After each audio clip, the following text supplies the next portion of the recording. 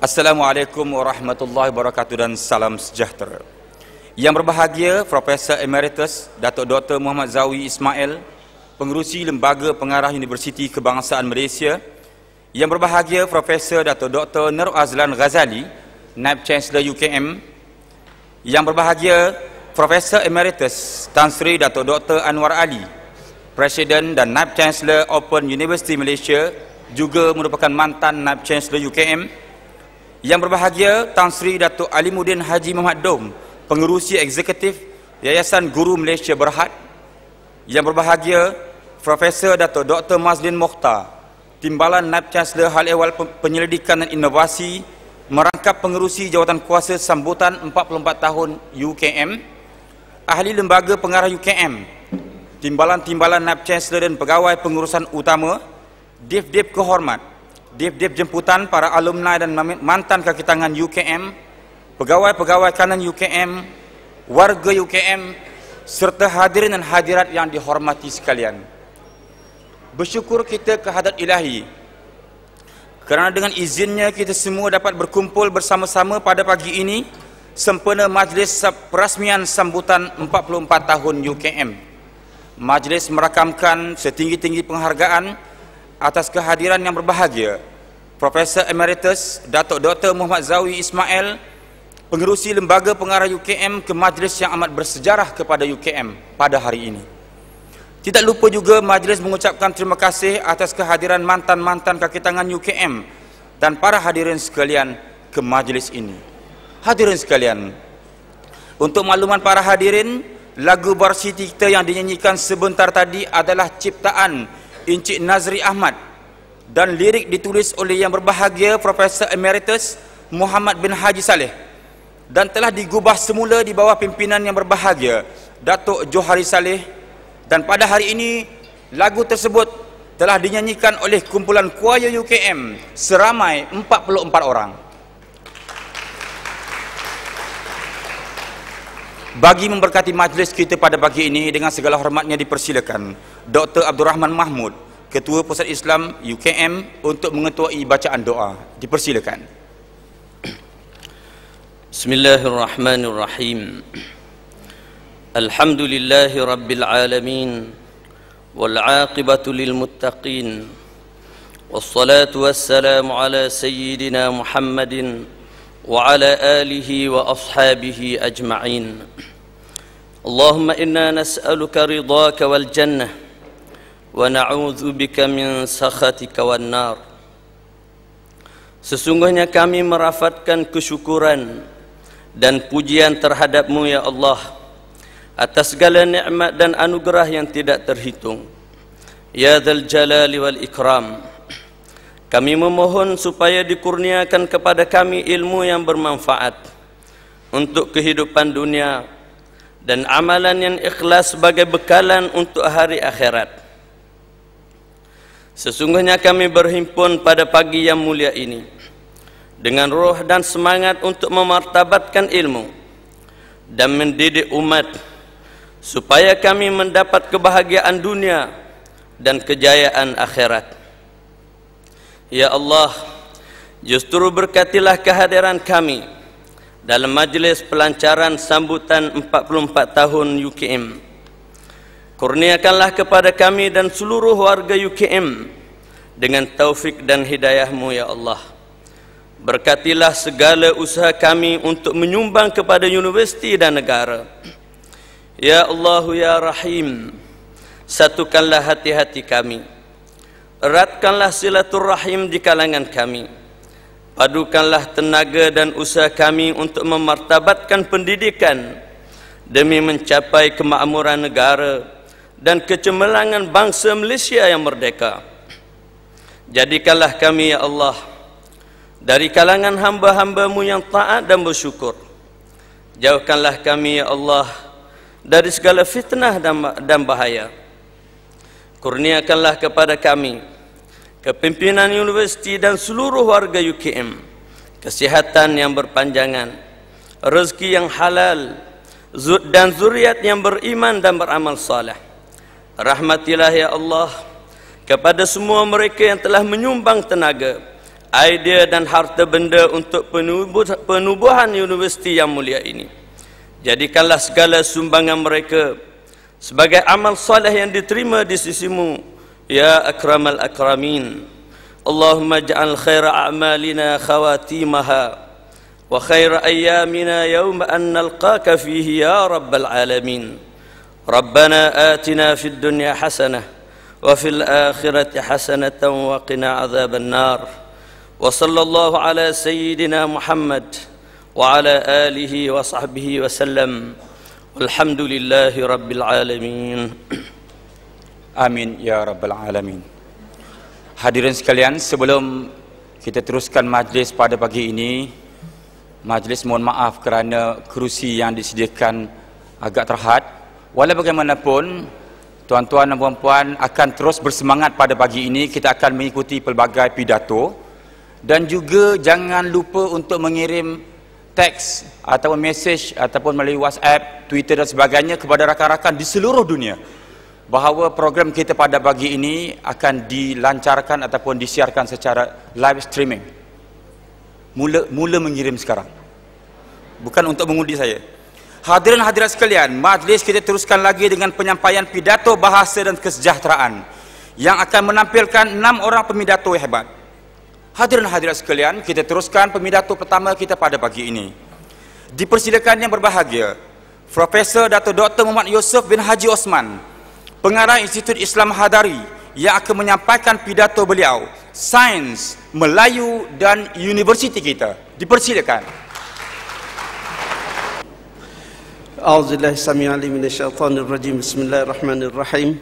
Alhamdulillahirabbil alamin wassalatu wassalamu ala sayidina Muhammad wa ala alihi washabbihi ajma'in.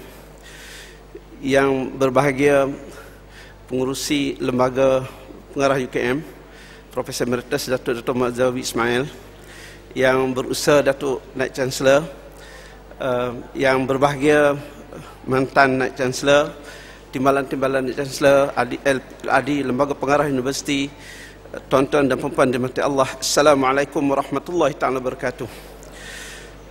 Alhamdulillah, di hari ini dengan penuh rasa kesyukuran kehadrat Subhanahu wa taala, kita ingin menyatakan rasa bangga dan tahniah di atas kejayaan penubuhan UKM sejak 44 tahun yang lalu. Tentunya mereka yang telah menggagaskan penubuhan universiti ini mempunyai pandangan dan harapan yang amat jauh dan jitu untuk menjadikan universiti ini sebagai penjaga amanah pembina negara yang di hari ini disebut sebagai Guardian of the Nation. Saya dan rakan-rakan pelajar pelupur UKM di awal tahun 70-an sudah tentu tidak berada di sini sekiranya tidak mendapat didikan daripada suatu gagasan besar, agenda pendidikan negara yang digagaskan oleh para pejuang yang sebahagiannya sudah pun meninggalkan kita. Semoga roh mereka dicucuri rahmat Allah SWT dan ditempatkan bersama-sama dengan roh orang-orang yang soleh. Apatah lagi bagi kami diberi peluang untuk berkhidmat dengan universiti ini untuk menjayakan amanah gagasan besar ini. Saya juga ingin mengucapkan berbanyak terima kasih kerana diberi penghargaan untuk berucap di majlis ini oleh penganjur bagi mewakili rakan-rakan yang seangkatan dengan saya, yakni di awal tahun 1970-an. Sidang hadirin yang dirahmati Allah, apabila kita menyebut UKM sebagai penjaga amanah negara ataupun Guardian of the Nation yang sering disebut oleh Datuk Naib Chancellor, persoalannya apakah yang nak kita jaga? Apakah amanah yang diharapkan oleh penggagas yang mencetuskan idea penubuhan UKM itu yang diharapkan daripada kita?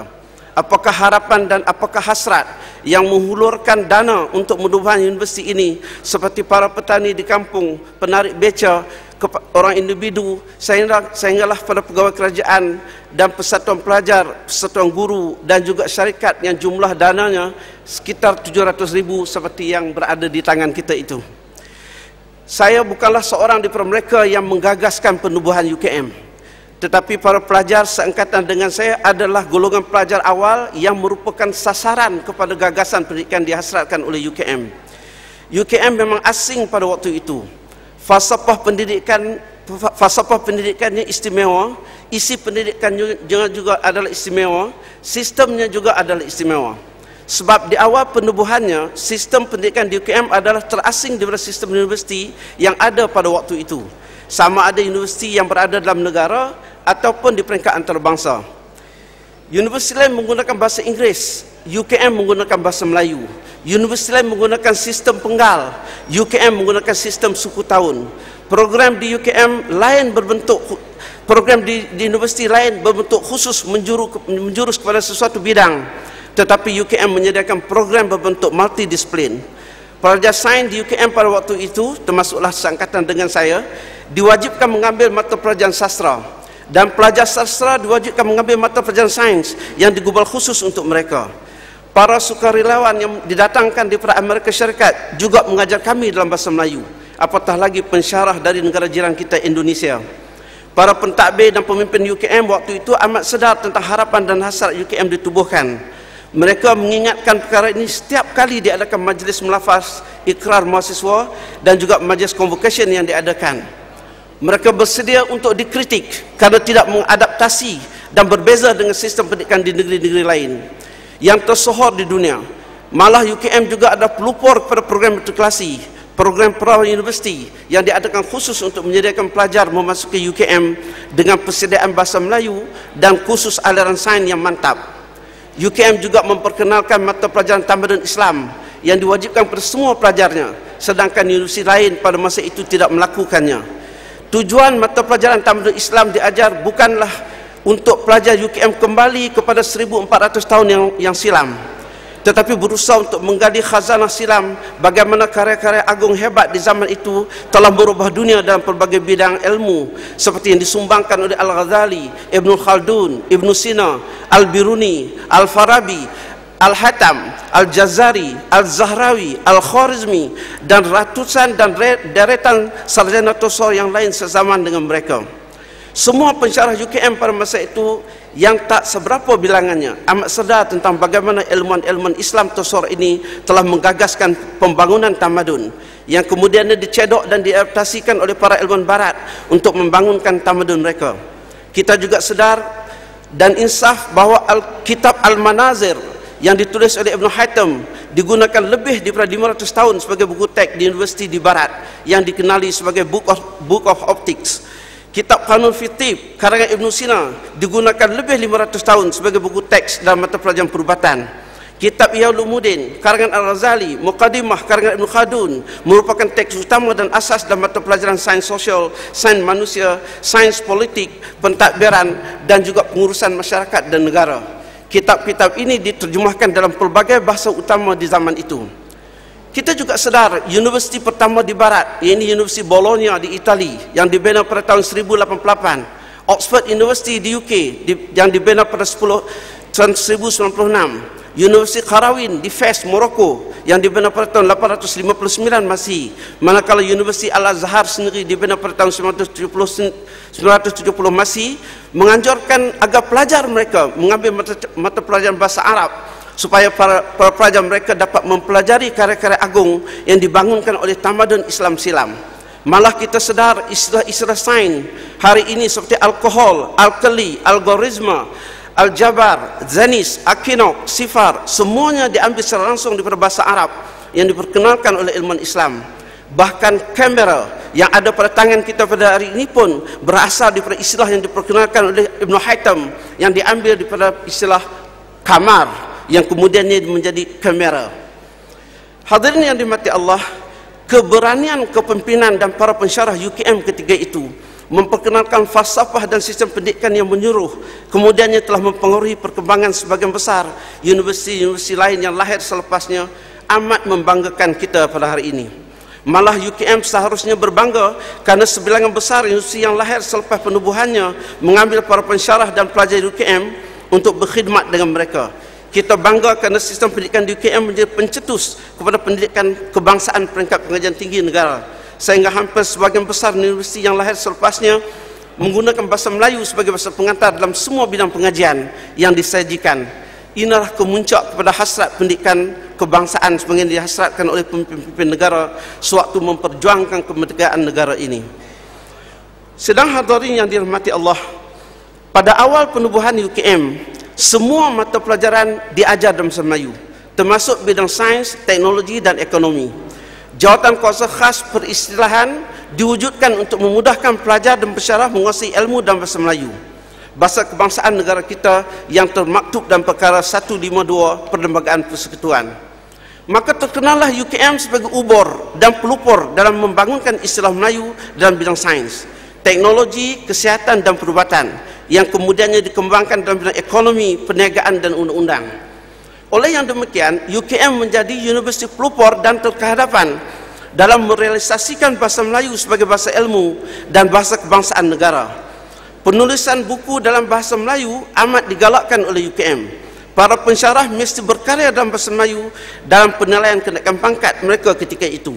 Dewan Bahasa dan Pustaka dan penerbit UKM bekerja seperti aur dengan tebing, membantu untuk menerbitkan karya-karya yang ditulis oleh para ilmuwan UKM. Pada masa itu UKM benar-benar menjadi pelupur, obor, wira dan pejuang bahasa Melayu. Bukan sekadar penjaga atau guardian kepada bahasa Melayu, tetapi pembangun bahasa, pembangun citra dan jati diri negara. Yang juga amat membanggakan kita adalah lulusan atau graduan UKM yang belajar dan membangun ilmu mereka dalam bahasa ibunda, bukan saja berjaya menjadi jago dalam negara, malah mereka juga berjaya sewaktu melanjutkan pelajaran di peringkat sarjana dan doktor falsafah di negara luar, terutama di United Kingdom. Memang nama UKM tidak terkenal waktu itu, maklumlah universiti baru. Tetapi keberadaan pelajar UKM di peringkat siswa di United Kingdom menyebabkan nama UKM harum di kalangan universiti di sana. Mereka semua anak kampung, belajar dalam bahasa Melayu, tetapi berjaya menulis tesis dalam bahasa Inggeris hanya dalam masa 3 tahun di peringkat PhD. Apakah ini bukan satu kebanggaan? Memanglah mereka bercakap Inggeris logat Melayu sebab mereka orang kampung berlidah Melayu.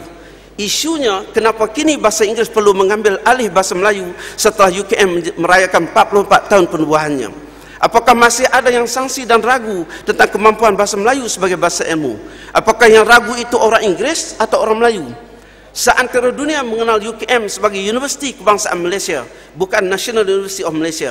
Walaupun sebenarnya kita adalah universiti nasional untuk mempertahankan, memperkukuh dan merealisasi agenda nasional sebagaimana yang termaktub dalam perlembagaan dan diperjuangkan oleh mereka yang mengisi kemerdekaan negara.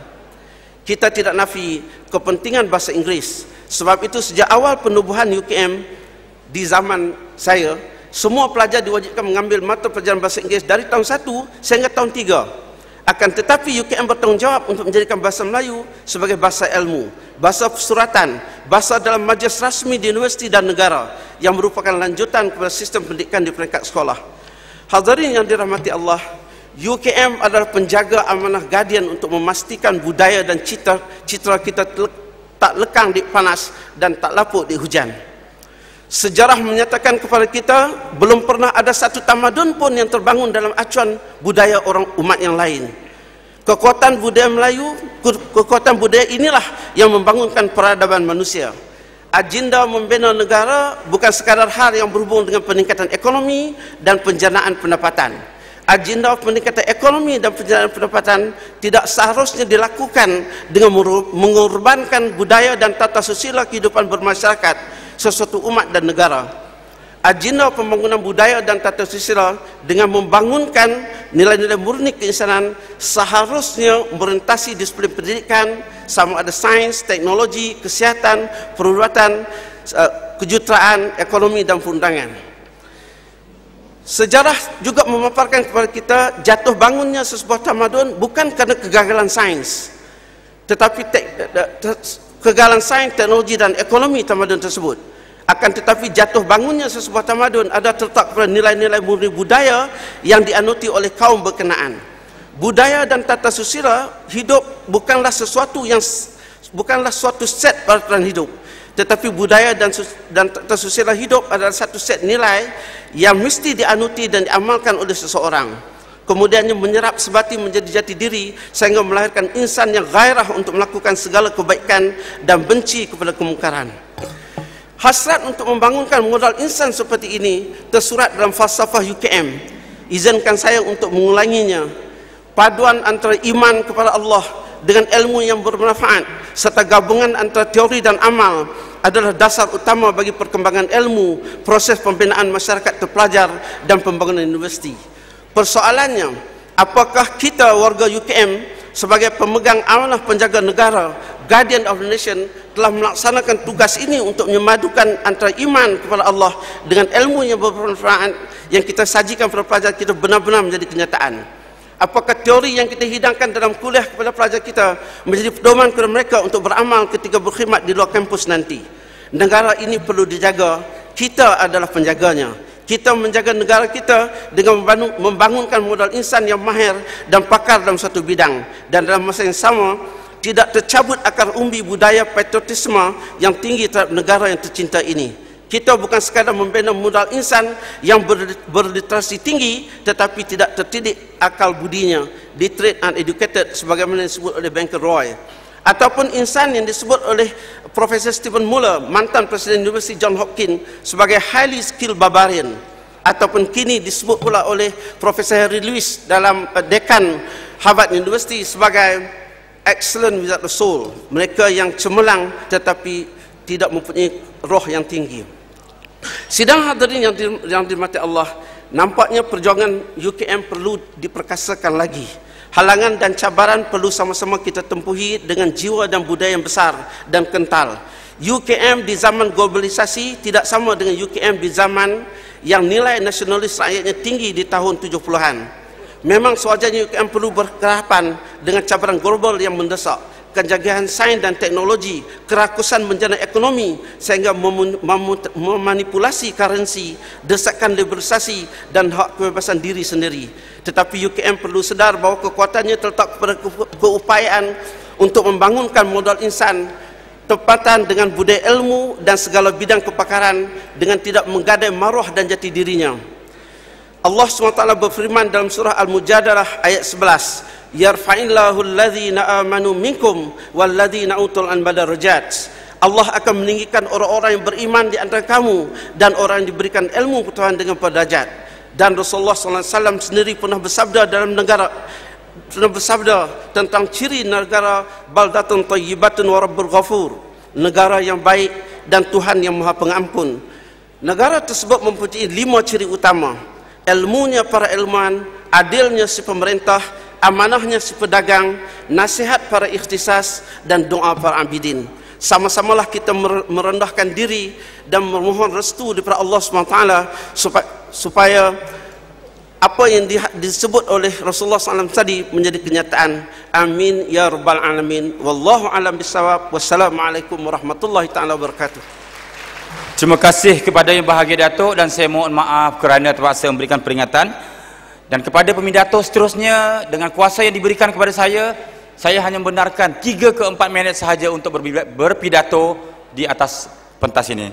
Seterusnya dipersilakan yang berbahagia Profesor Dr. Nur Hashimah binti Jalaluddin, pengarah Atma dengan tajuk Jati Diri UKM. Dipersilakan. Terima kasih saudara pengerusi majlis. Bismillahirrahmanirrahim. Tan Sri, Datuk-datuk dan hadirin yang dihormati sekalian. Assalamualaikum warahmatullahi wabarakatuh. Sejarah membuktikan bahawa penubuhan UKM adalah atas dasar perjuangan. Pejuang-pejuang yakin dengan penubuhan sebuah universiti bercitrakan kebangsaan akan menjadi tempat bagi rakyat terbanyak yang terdidik dalam bahasa kebangsaan menjadi lebih berilmu. Bukan sahaja lebih berilmu, malah mampu mengubah taraf sosial ke arah yang lebih baik. Sebuah universiti berbahasa kebangsaan ini juga akan membuktikan bahawa bahasa Melayu adalah bahasa ilmu tinggi yang mampu mencerdikkan anak bangsanya.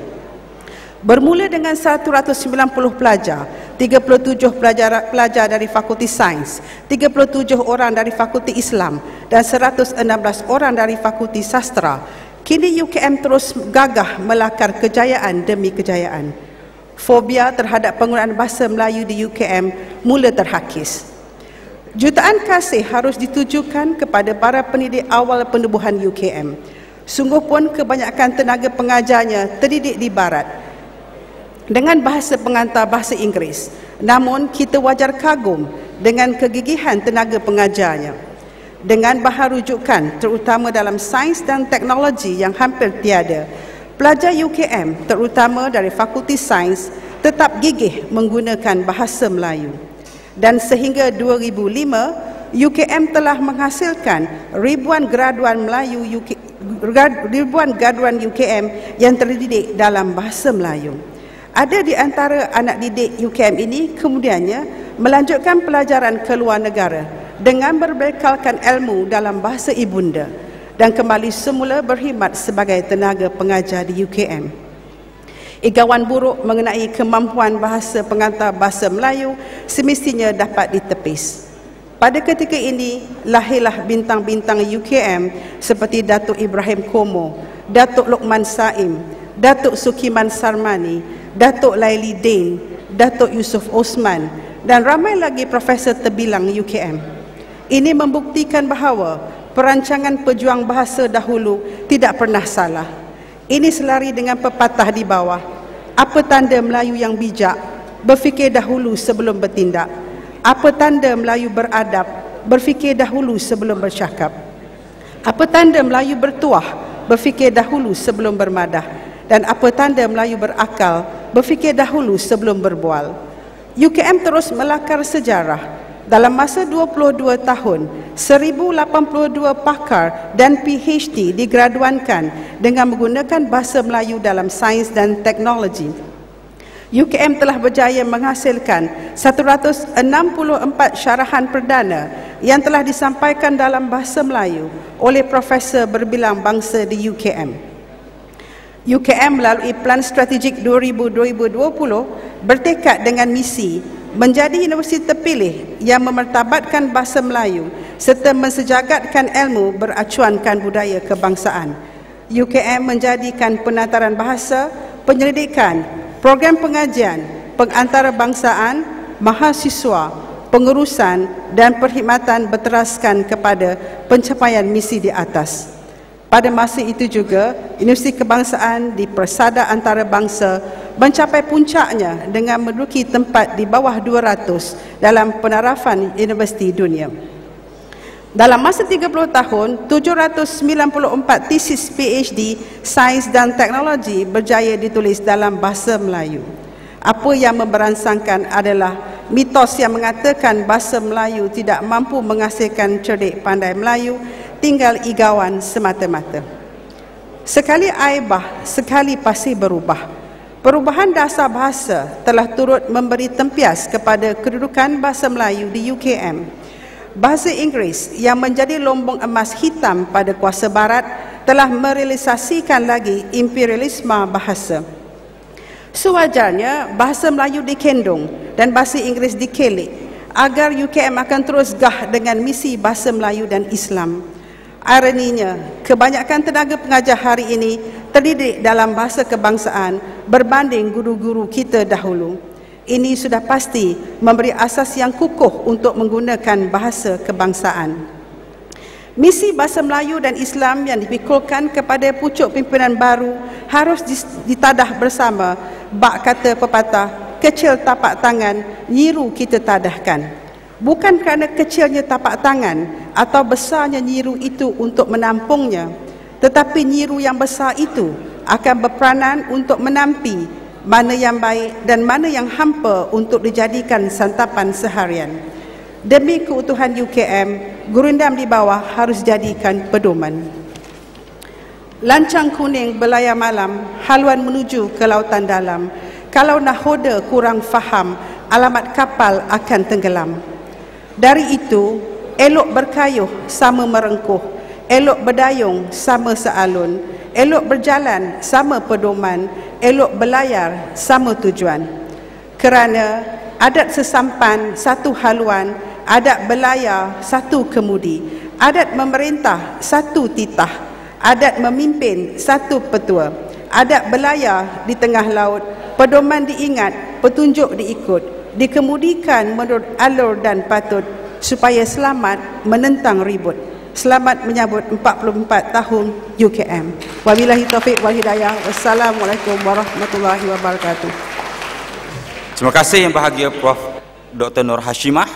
Hadirin hadirat sekalian, seterusnya dipersilakan pemidato ketiga yang berbahagia Profesor Emeritus Dato' Dr. Muhammad Ikram bin Muhammad Said, mantan Timbalan Chancellor Hal Ehwal Akademik dan Antarabangsa UKM, dengan tajuk pidato beliau, Za'ba Atuk Itai Saya.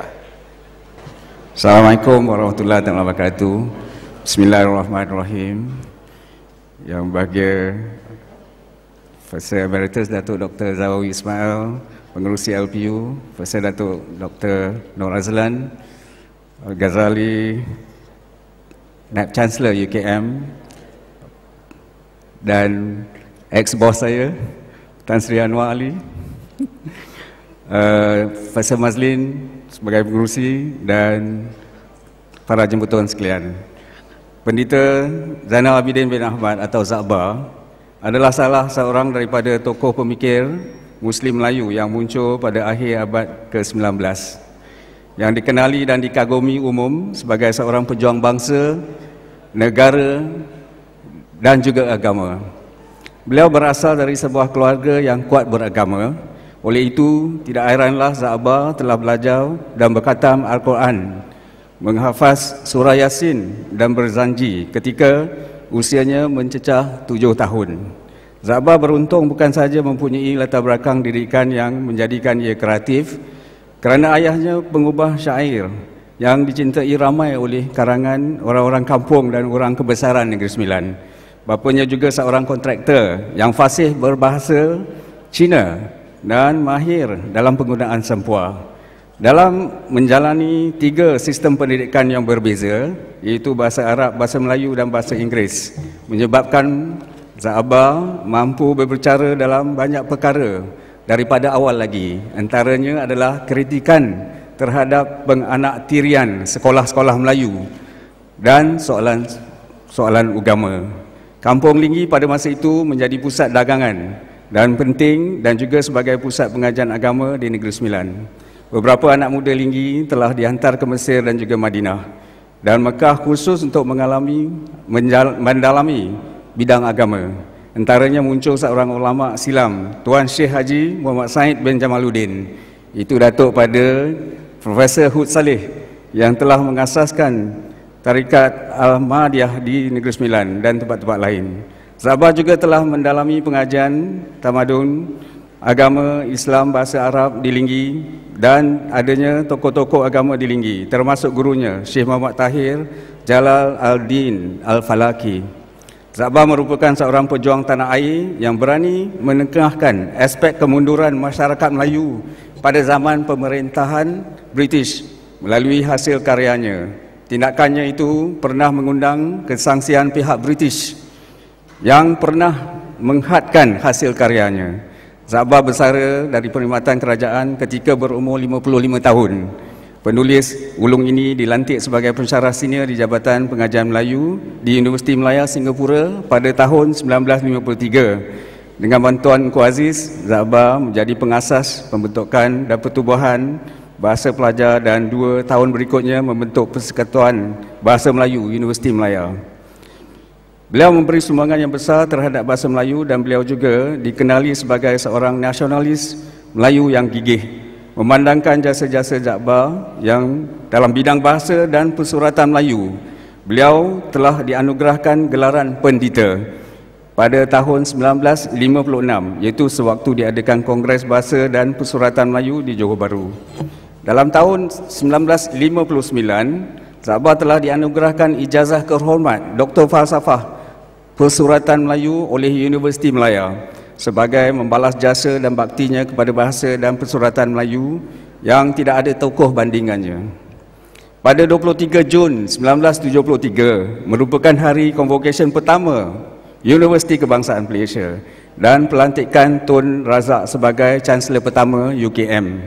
Di sini sekali lagi Zakbar dianugerahkan ijazah kehormat Doktor Persuratan. Pemilihannya sebagai seorang pejuang dan pencipta bahasa dan sastra Melayu oleh UKM yang telah didirikan dengan aspirasi kebangsaan amat tepat sekali.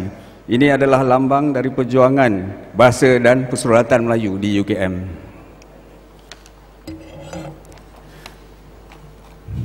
Saya memang kagum dengan kecemerlangan dan perjuangannya, diturut berbangga dengan pencapaian Tok Tai.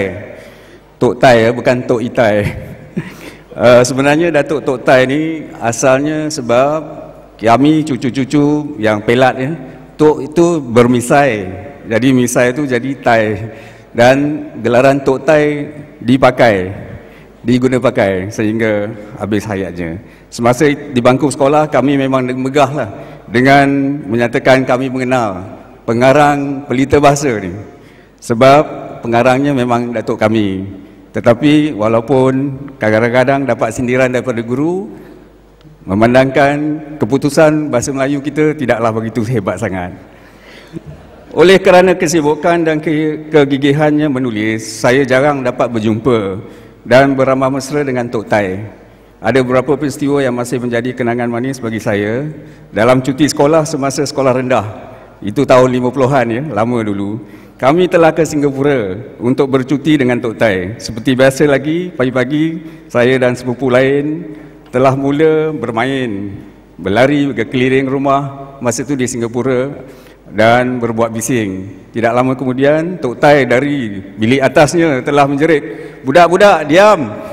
Tok nak menulis ni." Tok Tai seorang yang sangat berjimat dan cermat. Dan semasa saya belajar di UM, Tok Tai telah bersara. Tapi saya menziarahi beliau selepas saya mendapat ijazah saya pada tahun 1972, selepas convocation, pergi ke rumah dia di Jalan Gasing, Petaling Jaya. Dan beliau telah pun pada itu tidak begitu sihat.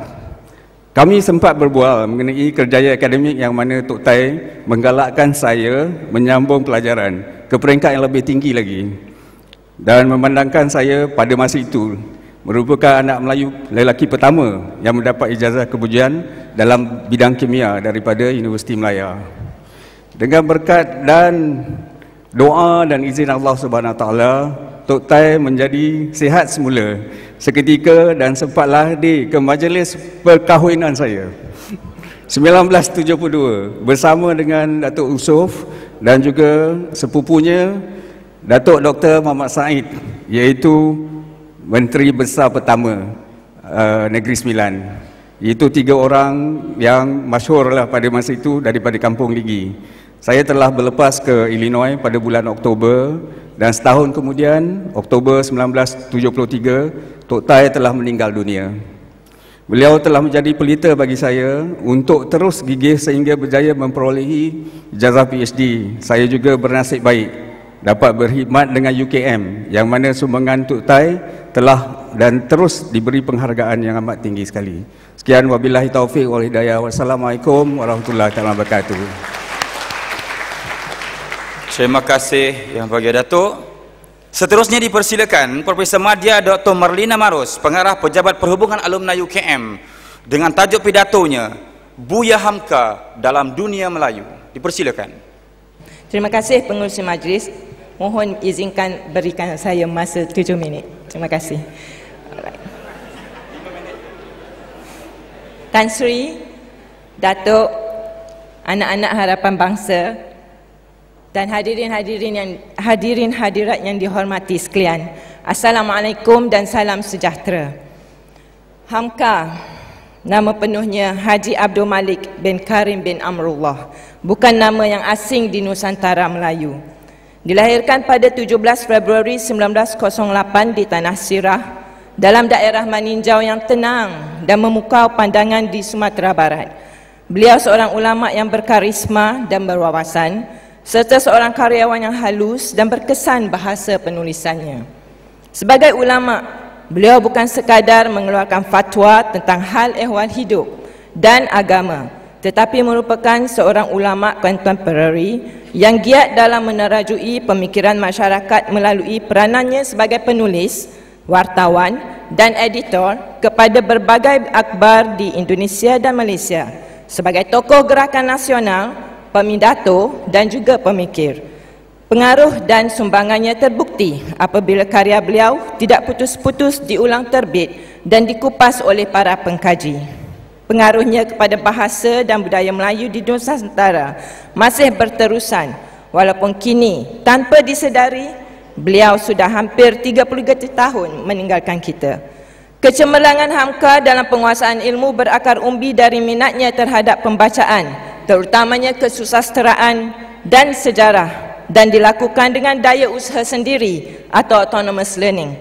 Beliau menguasai pelbagai bidang ilmu pengetahuan seperti falsafah, sastra, sejarah, sosiologi dan politik, sama ada berorientasikan Islam maupun Barat. Hebatnya Hamka ini, beliau menyelidiki karya ulama dan penjaga besar di Timur Tengah dan karya sastra Perancis, Inggeris dan Jerman melalui pembacaannya dalam bahasa Arab.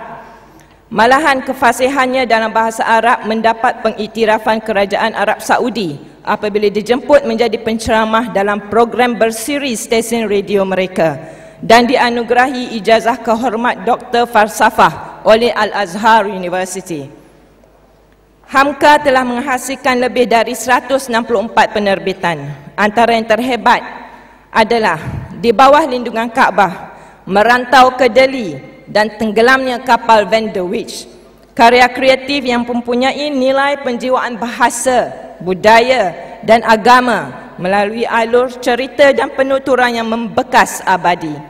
Urat tunggang Pancasila dan falsafah ideologi Islam yang mewakili penulisan berbentuk falsafah serta tasawuf moden, keadilan sosial dalam Islam dan sejarah umat Islam, karya ilmiah Islam yang diulang rujuk hingga kini. Membaca sejarah umat Islam yang memakan masa 22 tahun untuk menyelesaikannya mengangkat martabat penulis ini ke darjah yang mulia kerana sesungguhnya terkesan pada pembaca akan keilmuannya yang tinggi dan luas. Tafsir Al-Azhar, sebuah tafsir Al-Quran terbesar yang ditulis dalam bahasa Melayu, diselesaikannya dalam masa 2 tahun sewaktu dalam tahanan semasa pemerintahan Soekarno. Soekarno adalah sahabat Hamka. Namun kerana konflik politik, Hamka dipenjarakan oleh sahabatnya sendiri. Sungguh pun begitu, Hamka tidak menaruh dendam pada sahabatnya ini. Di akhir hidup Soekarno, tatkala para ulama menuduhnya telah keluar dari Islam kerana menyokong komunisme, Hamka tampil mengimami solat jenazahnya. Kerana bagi Buya Hamka, Soekarno masih Islam. Itulah Hamka, sangat setia kepada kebenaran. Sebagai penulis dan pejuang, Hamka adalah pembawa idea inovatif yang tepat pada masanya. Dan oleh kerana beliau menulis untuk dihayati oleh orang kebanyakan, penulisannya dapat dijiwai oleh komuniti di seluruh rantau Nusantara, para pengkaji kesusasteraan bahasa dan agama di serata dunia, termasuklah kita di UKM.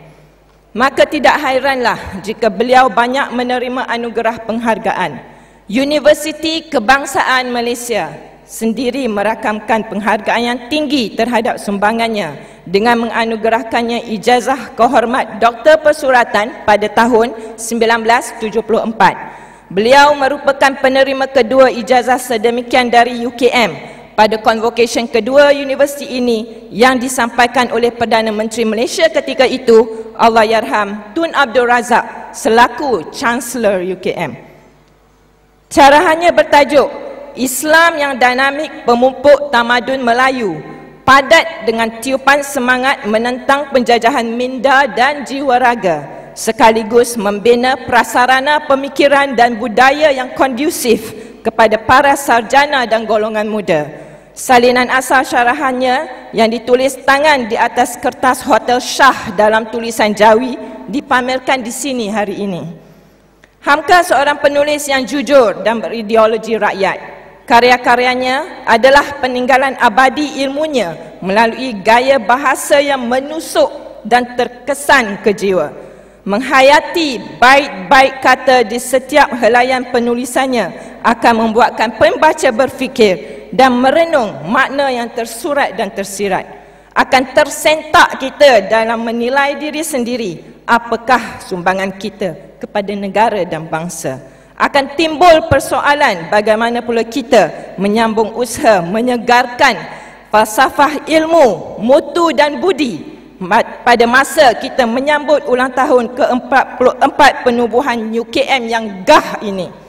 Hamka dan karyanya relevan sepanjang zaman kerana sentiasa mengajak pembaca dan pendengarnya memahami asas persoalan masyarakat dari sistem kepercayaan agama, bahasa dan budaya.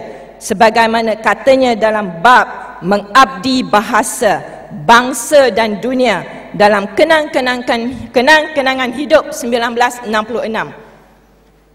Dengan bahasa kita yang diperindah, kita perkukuh bangsa kita, dan dengan kebangsaan yang kukuh itu, kita turut membentuk dunia yang baru yang tidak ada bersifat timur lagi dan tidak bersifat barat, senantiasa berkelip-kelip cahayanya walaupun tidak disinggung api, cahaya di atas cahaya, dan diberikan Allah petunjuk dengan cahayanya itu kerana kepada barang siapa dikehendakinya daripada hambanya.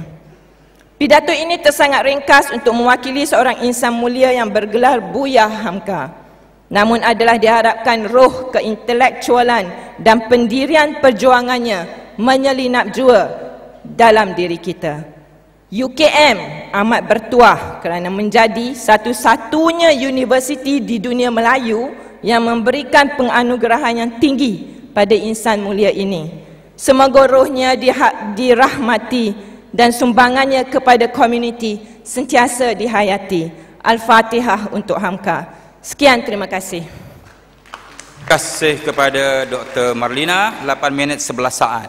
Hadirin hadirat sekalian, saya terpaksa menjaga masa kita pada pagi ini kerana majlis kita akan berlangsung agak panjang nanti.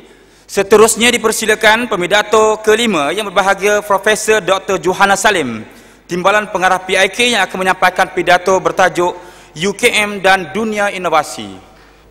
Terima kasih Tuan Pengerusi Majlis. Bismillahirrahmanirrahim. Yang berbahagia Tan Sri, Datuk-Datuk dan para hadirin yang saya hormati sekalian.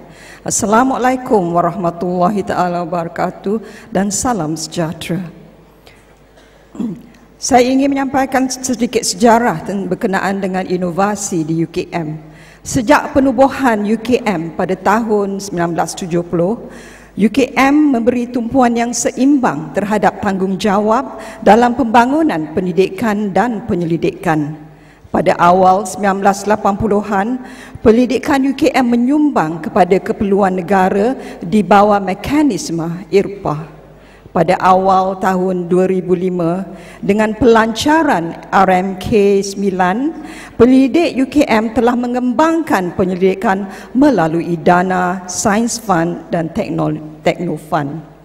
Dengan terhasilnya beberapa produk daripada pendidikan dan penemuan-penemuan, pengurusan inovasi perlu diformalkan. Satu unit inovasi yang telah ditubuhkan secara kecilan di bawah Biro Rundingan dan Inovasi telah mula mengurus harta intelek UKM. Pada tahun 2001, Pusat Pengurusan Pendidikan telah mengambil alih urusan pendaftaran harta intelek UKM. 3 hasil pendidikan yang telah berjaya telah pun dapat sijil paten dan 1 projek telah mendapat sijil utility innovation dan sebanyak 14 paten telah pun difailkan. Antara paten terawal adalah produk yang bernama Aerobic Composter oleh Profesor Dr. Rakmi Abdul Rahman, dan produk ini merupakan alat yang memproses sampah secara tertutup dan berjaya dikomersialkan secara pelesenan. Satu lagi paten iaitu an improved temporal bone holder oleh Profesor Datuk Dr. Balwan Singgende, dan ini diberi sijil utility innovation dan dikomersialkan secara jualan terus kepada pelajar-pelajar sarjana yang mengikuti kursus ENT. Teks ucapan yang disampaikan oleh Yang Amat Bahagia Tan Sri Datuk Haji Muhyiddin Yassin telah menyatakan bahawa universiti yang hebat bukan lagi diukur hasil sumbangan penemuan-penemuan baru pendidikan yang hanya diwawarkan kepada negara dan dunia, tetapi hasil penyelidikan di universiti yang mampu dibawa bagi dikongsi bersama pihak industri dan juga sasaran komuniti di dalam memperkukuhkan ilmu masyarakat awam untuk dimanfaatkan sepenuhnya secara berterusan. Sebenarnya UKM telah pun membuat usaha yang berterusan untuk menggalakkan inovasi melalui penyelidikan. Pada tahun 2010, Pusat Inovasi Kolaboratif telah ditubuhkan untuk memupuk budaya inovasi dan mempromosikan pemindahan teknologi kepada industri dan masyarakat. Beberapa usaha telah pun dibuat dan program-program seperti IP awareness, IP mining dan juga beberapa dana telah pun diberi kepada para penyelidik. Sebagai sebuah universiti pendidikan, UKM meletakkan aspek inovasi dan kreativiti sebagai agenda yang dalam menjayakan pelan transformasinya untuk menjadi sebuah universiti terkehadapan dunia menjelang 2018 bagi menyediakan infrastruktur dan suatu sistem inovasi yang kondusif dan berkesan bagi menggalakkan penghasilan inovasi baru. Satu dasar harta intelek yang mantap dan komprehensif telah pun diluluskan. Dasar harta intelek UKM merupakan salah satu elemen penting dalam usaha menyusun strategi ke arah pembudayaan inovasi dan kreativiti sebagai cara hidup dan cara kerja seluruh warga UKM. Dasar ini akan memudahkan dan merancangkan aktiviti inovasi bukan sahaja di kalangan penyelidik, bahkan di semua peringkat keluarga kerja UKM. UKM juga mempunyai modus operandi untuk membawa penyelidikan ke pasaran. Inisiatif penyelidikan dan pengkomersialan secara kolaborasi dengan rakan industri dipromosikan lagi bagi menarik lebih ramai rakan industri untuk bekerjasama dengan universiti dalam melahirkan inovasi sejajar dengan prinsip di bawah model inovasi negara yang digarap oleh Majlis Inovasi Negara. Dana-dana seperti dana ETP, dana inovasi dan dana lab to market kesemuanya untuk merancangkan lagi dan merancangkan lagi aktiviti inovasi dan pengkomersialan. Akhir kata, saya ingin menutupkan pidato ini dengan serangkap pantun. Mentari pagi mencelah awan, mewarnakan impi di mata hati. Demi anak watan kita berkorban, paduan iman usaha dirahmati. Wabillahi taufiq wal hidayah. Assalamualaikum. Terima kasih Yang Bahagia Profesor Dr. Johanna Salim. Seterusnya hadirin-hadirat sekalian, kita tampilkan pemidato terakhir kita. Dipersilakan Profesor Emeritus Dr. Muhammad bin Haji Saleh, sastrawan negara, merupakan mantan pengarah ATMA, dengan tajuk pidato beliau Varsity Kita. Dipersilakan. Assalamualaikum warahmatullahi wabarakatuh. Segala hujah saya sudah diucap oleh teman-teman sebelum saya. Jadi saya meraba rambut saya dan merasakan bahawa sungai waktu telah melaluinya dan merentap sebahagian besar daripadanya. Saya ingin kembali kepada tahun 70, waktu universiti bermula dan beberapa puluh orang pensyarah juga yang masih muda dan bujang-bujang pada waktu itu menyalin, menterjemah dan menyusun kuliah-kuliahnya. Pada waktu itu Tan Sri, waktu itu Dr. Rashdan kami kongsi dengan Kolej Pertanian di sini kerana kami inginkannya pada waktu itu.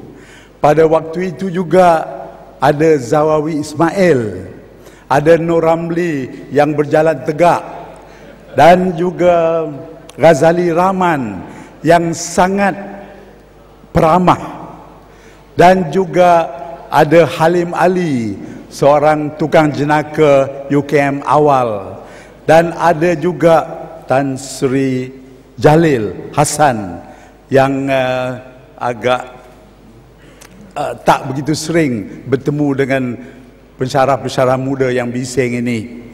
Tapi kami bertemu di ruang makan di kantin pada waktu itu, 3-4 bulan yang lalu saya ke sana dan saya melihat bahawa hampir seluruhnya masih ada. Hanya pada waktu itu harus dibina satu bangunan kayu di belakang untuk menampatkan beberapa orang pensyarah yang baru diambil, dan kita mengambil pensyarah dengan agak cepat. Kami melawak pada waktu itu, kalau ada MA dan ada 2 kaki, silakan jadi pensyarah. Tapi walaupun 2 atau 3 kaki, saya kira mereka tidak mengecewakan universiti ini. Ada juga pada waktu itu Dr. Halim Ismail baru pulang dari Oxford, dan kami pada waktu itu banyak tak punya PhD, dan Dr. Halim ini orang yang sangat warak dan tak pandai menyenaka. Jadi kamilah jadi tukang mengacau beliau dan juga mengejek beliau sebagai doktor perubatan yang tak begitu berjaya. Akhirnya Dr. Halim ialah presiden ataupun CEO dan penubuh Bank Islam Malaysia yang juga menjadi contoh kepada ramai. Pada waktu itu juga ada Yohanis yang mengajar bahasa Inggeris. Ini ada beberapa orang pelajar mahasiswa kita. Mereka masih ingat akan zaman-zaman ini. Ada ramai yang lain, dan ada juga seorang Muhammad Haji Saleh dengan motosikal Vespa-nya. Biasanya selalu ditolak kerana terlupa masukkan minyak, dan kadang-kadang juga ada diabadikan dalam kartun-kartun oleh Dewan Bahasa. Saya menolak motosikal. Saya pensyarah yang datang dari Universiti Malaya untuk mengajar bahasa Inggeris. Jadi bayangkan seorang pensyarah, 2-3 orang pensyarah mengajar seluruh universiti, dan ada pelajar-pelajar saya di sini, bekas-bekas pelajarnya. Saya tak ingat lagi pencapaian bahasa Inggeris saya, mereka atau saya sendiri, tapi saya mengajar sastra Inggeris, memaksa mereka mengenali suatu budaya yang besar dan juga menjadi hak kita, bahawa Inggeris menyerang kita, mengambil alih kita. Kita sebagai ilmuwan baru juga boleh mengambil alih dan mendapat manfaat daripada kejayaan mereka. Pada tahun 1970, UM berusia 11 tahun, USM berusia 1 tahun, UKM berusia beberapa bulan. Dilahirkan dalam wad pinjaman di lembah pantai. Pada waktu itu ada 173 orang. 1 minit lagi saudara. Cerita 173 orang pelajar. Sebahagiannya mahasiswa ini. Saya pelajar ini cukup pintar dan seronok mengajarnya, kerana sebagai seorang pensyarah muda dan juga ramai pensyarah muda, dan kita membenarkan mereka memberi pendapat, dan kita juga takut diperli oleh pelajar. Pelajar dulu garang-garang, tapi lebih garang ialah sampai pada pertengahan minggu. Mereka sangat pintar mencari sebab mengapa mereka harus pulang ke kampung pada pertengahan minggu, kerana di sana ada isteri atau isteri-isteri, anak, dan malah ada cucu juga. Dan saya ini tak berapa pandai, agak naif dalam hal ini kerana belum kahwin pun, maka saya selalu diberi sebab yang berbagai-bagai oleh mereka. Tapi masa sudah berlalu, rambut sudah runtuh, dan saya menyumbang sedikit sebanyak dan selalu menjadi penulis rayuan atau protes, dan juga selalu berdemonstrasi, kerana demonstrasi itulah hak saya. Dan juga pada waktu itu pelajar dibenarkan memberi pendapat dan juga menyatakan hasrat mereka untuk negara ini. Sekian satu cebisan fikiran saya dan ingatan saya dalam suatu lautan yang sangat besar sejarah UKM. Wassalamualaikum warahmatullahi wabarakatuh. Terima kasih diucapkan kepada Yang Bahagia Profesor Emeritus Dr. Muhammad bin Haji Saleh, dan berikan tepukan kepada ke-6 pemidato kita sebentar tadi. Dan mohon maaf kerana saya terpaksa menghadkan masa kalian, dan mohon kepada para hadirin, para jabatan fakulti yang masih berminat untuk meneruskan pidato sebentar tadi, boleh menjemput pemidato kita yang berenam ini untuk meneruskan cerita celoteh mereka di jabatan dan fakulti masing-masing. Kita alu-alukan. Hadirin hadirat sekalian, seterusnya dengan segala hormatnya kita mempersilakan Yang Berbahagia Profesor Dato' Dr. Nur Azlan Ghazali, Naib Chancellor Universiti Kebangsaan Malaysia, untuk menyampaikan syarahan umum beliau. Dipersilakan. Bismillahirrahmanirrahim. Assalamualaikum warahmatullahi wabarakatuh. Yang Berbahagia Prof. Emeritus Dato' Dr. Muhammad Zawi Ismail, Pengerusi Lembaga Pengarah Universiti UKM, Yang Berbahagia Tan Sri, Datuk-datuk, tuan-tuan dan perempuan. Kalau boleh toleh di belakang sana, baru kita kedengaran gendang tadi. 44 pelumba basikal UKM berkayuh sejauh 44 kilometer daripada Putrajaya, baru saja sampai ke Chancellery ini. Saya mengucapkan pertama sekali bersyukur alhamdulillah kepada Allah SWT atas dapat kita bersama pada pagi ini. Dan sebenarnya ulang tahun ke-44 UKM telah bermula pada 18 Mei semalam. Saya difahamkan 44 orang pelajar daripada Kolej Kediaman bertolak 44 pagi untuk memanjat Gunung Broga semalam, dan alhamdulillah mereka telah sampai ke Kemuncak dan pulang juga ke sini. Hari ini adalah hari yang begitu istimewa untuk kita, kerana kita telah mencapai 44 tahun UKM tertubuh, dan persoalannya ialah ke mana kita seterusnya daripada hari ini dan di tahun-tahun yang mendatang. Syukur pada Allah SWT kerana memberkati dan juga membolehkan kita untuk mewujudkan sebuah universiti yang begitu hebat, sebuah universiti yang begitu penting dalam konteks negara kita. Hari ini kita menghimpunkan pelbagai kumpulan. Pertama mungkin adik-adik di depan ini, dan juga pengetua yang turut bersama, sebenarnya dibawa khas daripada Sekolah Kebangsaan Tumpat. Sekolah Kebangsaan Tumpat sebenarnya mempunyai pertalian saudara yang begitu rapat dengan UKM. Pada tahun 70, sekolah ini telah menyumbang RM3.50 untuk penubuhan universiti kita. Mungkin hari ini nilainya dah sampai 3 juta agaknya. Kalau diminta pada kita mungkin susah untuk kita nak bayar balik. Hari ini juga kita menampilkan lebih daripada 44 alumni UKM. Kalau boleh saya minta seketika sahaja alumni-alumni yang hadir bersama untuk bangun dan melihat di belakang sana. Silakan alumni-alumni, tokoh-tokoh alumni kita yang hari ini sebenarnya telah berjumlah hampir 163,000 alumni. Tan Sri Alimuddin dan juga semua rakan-rakan Datuk Amran dan sebagainya bersama kita pada hari ini untuk menjengah kembali di mana mereka bermulanya. Saya bercakap dengan Tan Sri Alimuddin, Tan Sri kata dia tak sempat masuk di dalam kampus ini. UKM ditubuhkan dengan satu wadah yang besar. UKM ditubuhkan dengan aspirasi rakyat.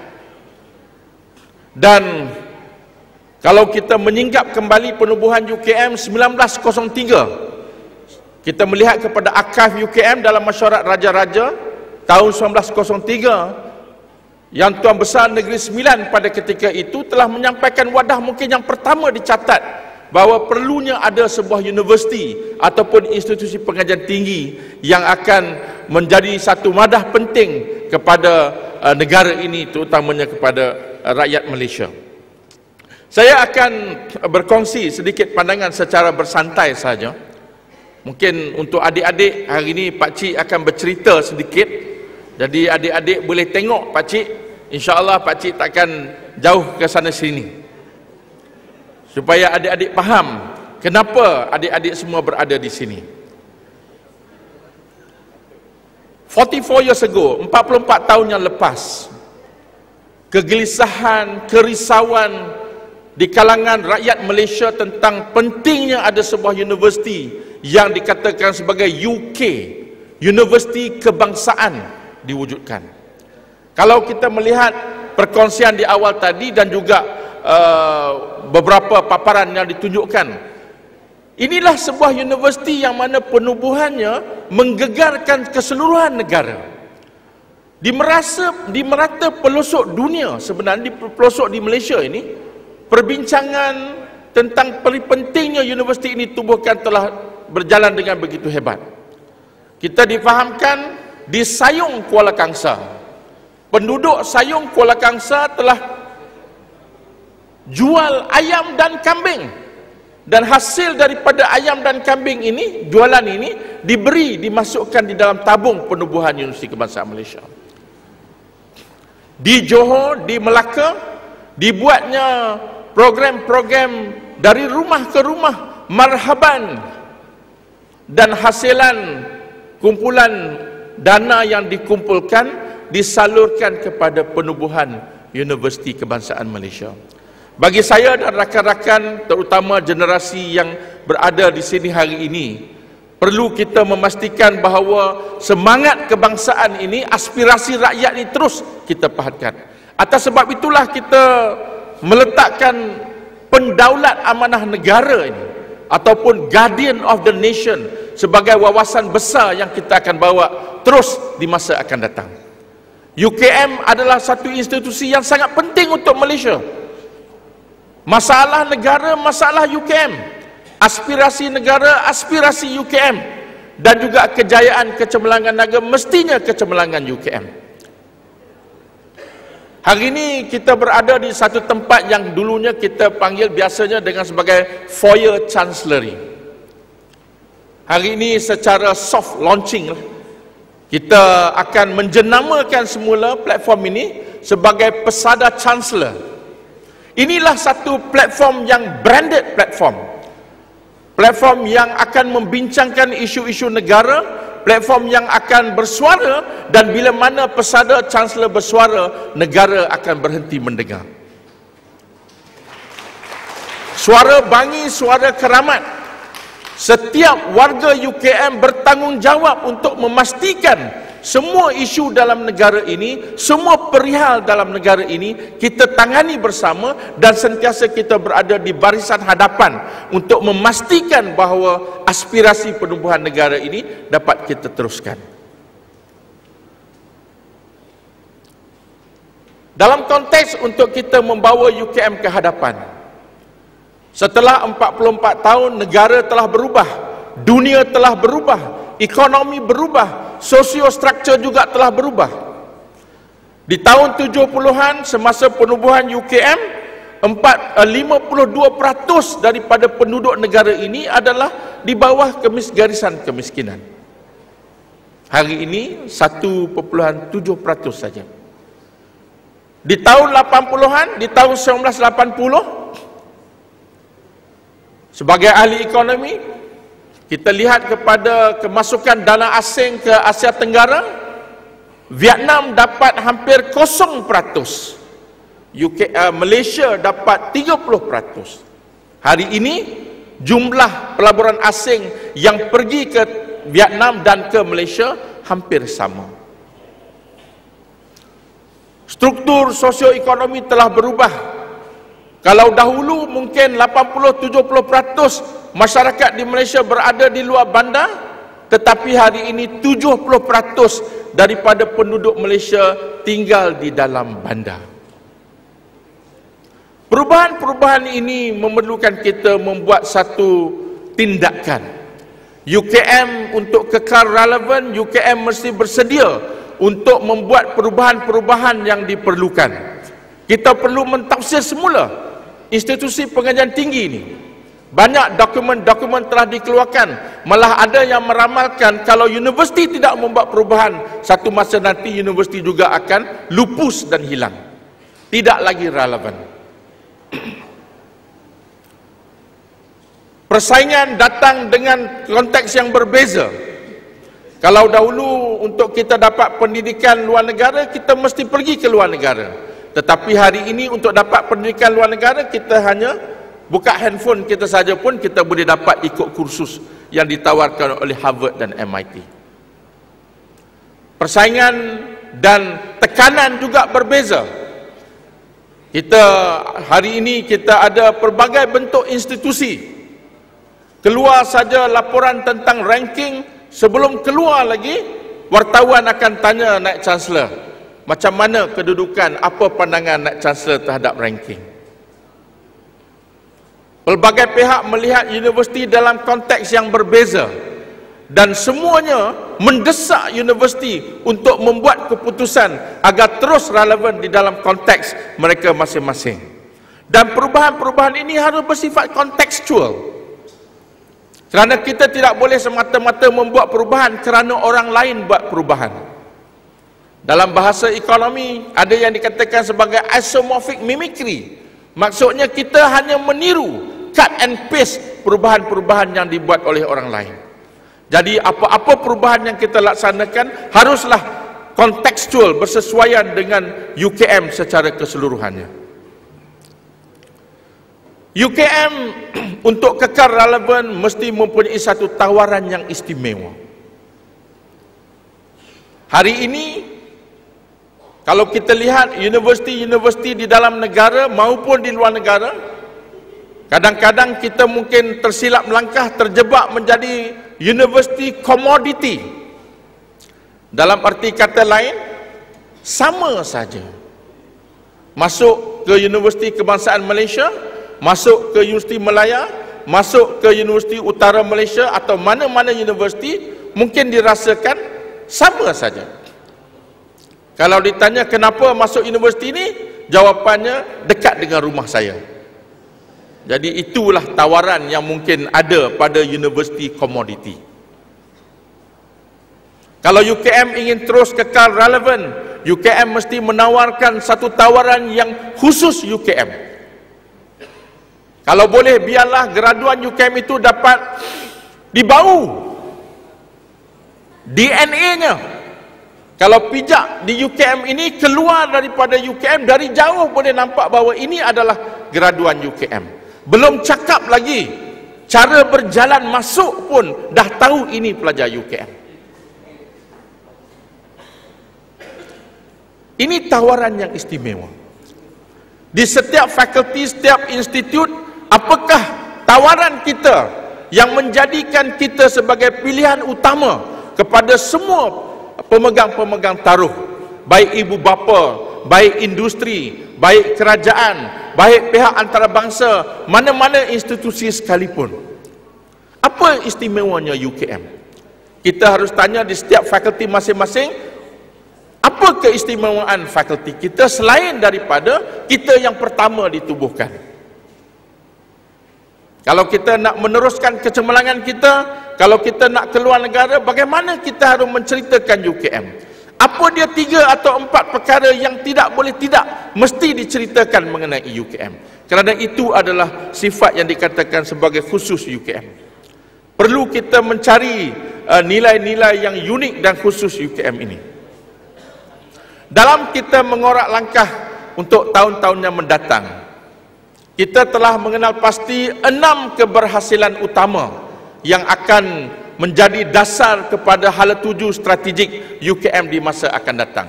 Semua tingkah laku kita, semua pengoperasian kita mesti disandarkan kepada 6 perkara ini. Pertamanya ialah graduan yang bernilai tinggi. Graduan UKM hari ini alumni kita ada 163,000 lebih graduan UKM. Pelajar-pelajar kita ada sekitar hampir 22,000. Dan hampir 50% daripada pelajar kita adalah pelajar prasiswazah dan 50% lagi adalah pelajar-pelajar siswazah. Inilah UKM hari ini. Bagaimana kita nak memastikan graduan UKM ini adalah graduan yang menjadi pilihan utama? Kita telah mula menggerakkan apa yang dikatakan sebagai citra, pusat citra universiti. InsyaAllah di semester pengajian akan datang, kita akan memulakan konsep citra universiti ini yang menekankan kepada perilaku ataupun karakter shaping the mind dan juga characters pelajar-pelajar UKM yang akan menekankan kepada kompetensi, keupayaan, kekuatan kemahiran insaniah, kepada keupayaan untuk menguasai pelbagai disiplin dan juga keusahawanan dan daya inovasi. Penyelidikan dan inovasi kita mesti berimpak tinggi. Kita tidak boleh mengukur keberhasilan ataupun pencapaian pendidikan hanya dengan bilangan semata-mata. Kita perlu melihat kepada apa masalah yang kita selesaikan, apa dia pendalaman pencerahan yang telah kita berlakukan. Dalam setiap kelompok-kelompok penyelidikan, kita mempunyai 12 niche penyelidikan. Setiap niche penyelidikan harus bersedia untuk meletakkan apakah tema-tema besar yang mereka akan laksanakan. Dan kita akan menggunakan pesada Chancellor ini sebagai medan untuk perkongsian hasil-hasil penyelidikan kita. Seterusnya, perhubungan strategik dan perkongsian pintar. UKM tidak lagi boleh bergerak sendirian. Mungkin tidak ada lagi perkara yang boleh dilakukan secara sendirian. Kita mesti ada pakatan strategik, hubungan dengan institusi-institusi luar, hubungan dengan masyarakat-masyarakat luar. Baru-baru ini kita telah mewujudkan satu program UKM for Bangi. Kita telah mula berinteraksi dengan komuniti terdekat di Bangi sini dan juga industri yang berada di sini. Bangi dan juga Serdang sebenarnya adalah satu lembah ilmu yang bernilai tinggi, tetapi malang sekali ada kepadatan tetapi pemisahan dan jarak begitu jauh. Ini dalam konteks ekonomi kita katakan sebagai 3D, density, distance and division. Di kawasan Bangi ini, kalau kita tolak pokok, kita akan jumpa institusi penyelidikan. Lebih daripada 30 pusat-pusat penyelidikan berada berhampiran dengan kita. Sejauh manakah kita telah mengadakan pakatan strategik dan perkongsian dengan mereka? Sempadan UKM ini mungkin harus kita mayakan supaya keluar masuk UKM ini lebih mudah dan kita dapat berkongsi kepakaran, berkongsi idea dan harapan secara bersama. 3 fokus ataupun keberhasilan utama ini akan menjadi teras utama perbincangan di dalam Senat UKM. 3 yang seterusnya adalah kepada input-input utama, iaitu pertamanya ialah warga kompeten dan inovatif. UKM mempunyai hampir 10,000 kaki tangan. 2,200 adalah pensyarah-pensyarah, yang selebihnya adalah kaki tangan pentadbiran dan juga kaki tangan sokongan. Untuk menggerakkan 10,000 orang untuk memastikan institusi ini cemerlang, kita mahu pengawal keselamatan kita berinovasi, kita mahu pembantu-pembantu mamal kita berinovasi, kita mahu bendahari pejabat keuangan kita berinovasi dan mempunyai kompetensi yang tinggi. Seterusnya adalah penjanaan kekayaan secara strategik. Hari ini harapan untuk menunggu dana daripada pihak kerajaan masih ada, tetapi kita telah dimaklumkan bahawa ianya akan berkurangan dari segi peratusannya. Tahun ini sahaja kita harus membawa paling tidak 120 juta ringgit untuk memastikan pengoperasian kita dapat berjalan dengan lancar. Datuk Mazlin mungkin berhadapan dengan satu keadaan yang lebih mencabar kerana dana Universiti Penyelidikan telah dikurangkan kepada 50 juta daripada 100 juta tahun lepas. Tapi persoalannya, adakah telah kita meletakkan nilai yang cukup ke atas kepakaran dan juga aset kita? Kita mempunyai aset-aset yang begitu banyak. Kita ada living labs, kita ada prasarana di Langkawi, di Bukit Cini, di Mersing, malahan di Teluk Intan. Sekarang ada pilihan raya pun prasarana kita turut digunakan. Kita ada kemudahan di Beranang, kita ada kemudahan di Tanjung Karang dan juga di kampus Bangi, kampus KL, kampus Ceras dan juga di Kuala Pilah. Kita ada banyak aset-aset yang perlu kita gembelingkan supaya dapat kita tingkatkan kekayaan untuk menyokong aktiviti-aktiviti utama kita. Kerja-kerja kepakaran, kerja-kerja perundingan.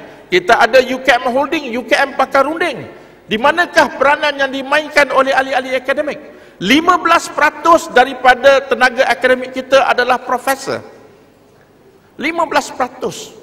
Lebih daripada 300 orang profesor yang berada di UKM. Kalau profesor, setiap seorang profesor ini membuat keputusan untuk menggerakkan kepakaran ini, saya percaya kita boleh dapat lebih daripada 120 juta. Tetapi misi itu mesti ada pada kita. Dan seterusnya prasarana ilmu yang kondusif. UKM 44 tahun, berarti prasarananya juga kemungkinan dah hampir 30 tahun begitu.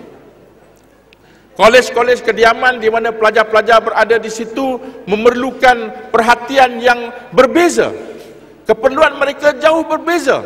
Kalau kita lihat hari ini, kadang-kadang pelajar-pelajar terpaksa turun ke kawasan-kawasan yang lebih umum kerana mereka memerlukan internet.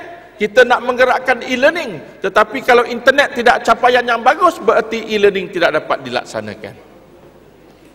Kuliah-kuliah, bangunan-bangunan, kalau dilihat fakulti pengajian Islam, fakulti sains sosial dan kemanusiaan, fakulti-fakulti yang lama, keadaannya agak kritikal hari ini. Kita perlu menggerakkan endowment yang kukuh. Jumlah endowment UKM hanya sekitar 70 juta sahaja. Kita ada alumni sebanyak 163,000. Kalau kita dapat menggerakkan alumni-alumni kita bukan saja untuk menyumbang dana, tetapi juga menyumbang masa dan tenaga, mereka akan datang ke sini dan bersama-sama dengan kita. Kita akan meletakkan alumni di tempat yang bersesuaian, di tengah-tengah kampus kalau boleh, supaya semua warga UKM dapat mengetahui bahawa menjadi warga UKM berarti warga UKM seumur hidup. Hari ini tokoh-tokoh alumni kita dan banyak lagi yang ada di luar sana boleh sama-sama datang menyumbang dan memastikan bahawa prasarana dan juga kelancaran pengoperasian operasi kita dapat kita teruskan dengan begitu baik dan cemerlang. Jadi untuk kita menggerakkan ini, persoalannya ialah semuanya ini memerlukan perubahan. Kelaziman adalah satu perangkap yang menjadikan kita leka. Kadang-kala setelah 44 tahun kita telah membangunkan sistem. Sistem-sistem ini kadang-kadang dah menjadi auto cruise. Sistem-sistem ini kadang-kala melekakan kita kerana kita tidak lagi memberi perhatian untuk membuat perubahan dan sebagainya. Perubahan-perubahan ini kadang-kala begitu susah untuk kita laksanakan kerana dia mencabar keselesaan dan juga kelaziman kita. Cara kita menyusun pengoperasian kita umpamanya fakulti dan institut, mungkin patut kita lihat semula bagaimanakah hubungan jaringan di antara fakulti dan institut. Apakah kita akan berterusan dengan mengatakan fakulti sebagai menekankan pengajaran dan institut penyelidikan? Adakah itu sesuai untuk sebuah universiti yang bertaraf universiti penyelidikan? Mungkin wajar kita fikirkan. Bagaimana kita nak menjadikan universiti ini sebagai universiti yang benar-benar bersifat research university? Bagaimana kita nak memastikan setiap warga UKM ini dapat mendukung 6 keberhasilan ini? Accountability mesti ada pada setiap individu, tidak kira dia di mana. Persoalan tentang 6 keberhasilan ini harus kita terapkan, harus kita war-warkan, harus kita dokumentkan, harus kita laksanakan dengan berkesan. Kita telah menubuhkan strategi UKM, satu pejabat baru di pejabat Naib Chancellor untuk menggerakkan 6 keberhasilan yang utama ini. Dan setiap timbalan-timbalan Naib Chancellor, bendahari dan juga pendaftar akan mengetuai setiap satu daripada 6 keberhasilan ini. Dan inilah sasaran yang akan kita tumpukan untuk masa-masa akan datang. Yang bagi Datuk, Tan Sri, tuan-tuan dan puan-puan sekalian, ini adalah perkongsian ringkas untuk bagaimana kita membawa UKM di masa akan datang. UKM sebagai pendaulat amanah negara, UKM sebagai guardians of the nation. Negara memerlukan UKM. Tetapi perubahan-perubahan yang berlaku hari ini berkehendakkan kita membuat tindakan-tindakan yang khusus supaya kita kekal relevan. Kita kekal 3R, iaitu relevant, referred and also respected. UKM mesti dikenali secara khusus apa yang dikatakan keistimewaan UKM. Dan 6 keberhasilan ini adalah tonggak untuk kita menggerakkan perjalanan kita di masa akan datang. Dan inilah keberhasilan yang harus kita tanam dan kita tuntut daripada setiap warga UKM. Dengan itu sekian saja perkongsian ringkas saya.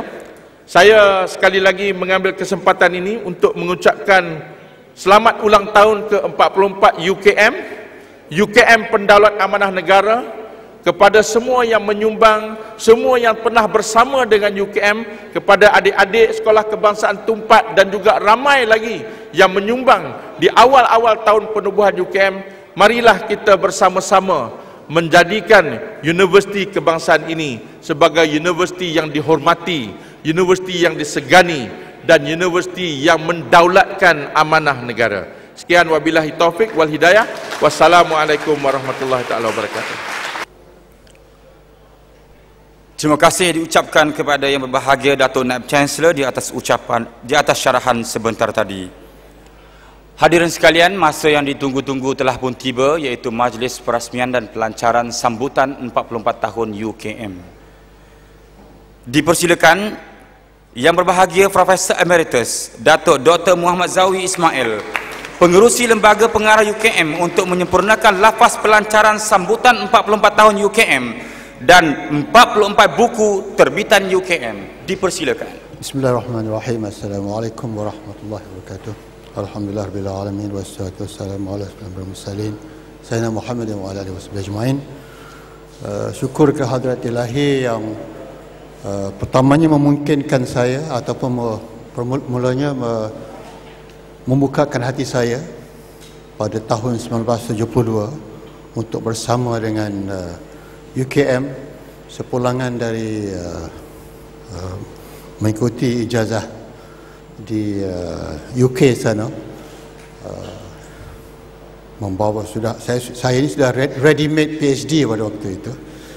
Pada tahun 72 waktu itu saya difahamkan Datuk Naib Chancellor Darjah 2 dan keduanya dimungkinkan untuk saya kembali ke UKM untuk menjadi pengerusi lembaga pengarah UKM dan memberi saya peluang untuk memberi sedikit sumbangan lagi kepada UKM. Dan ya, saya bersyukur juga kerana dapat bersama pada pagi ini menyambut 44 tahun UKM. Saya berdoa kita semua ini dipanjangkan umur dengan kesihatan yang baik untuk menyambut ulang tahun ke-45 dan seterusnya. Tugas saya pada pagi ini ialah ringkas dengan lafaz Bismillahirrahmanirrahim. Saya dengan sukacitanya melancarkan sambutan 44 tahun UKM dan juga melancarkan 44 buku terbitan UKM. Pada hari ini juga saya mengisytiharkan foya Chancellery ini sebagai Persada Chancellor. Sekian, wabillahi taufiq. Assalamualaikum warahmatullahi wabarakatuh.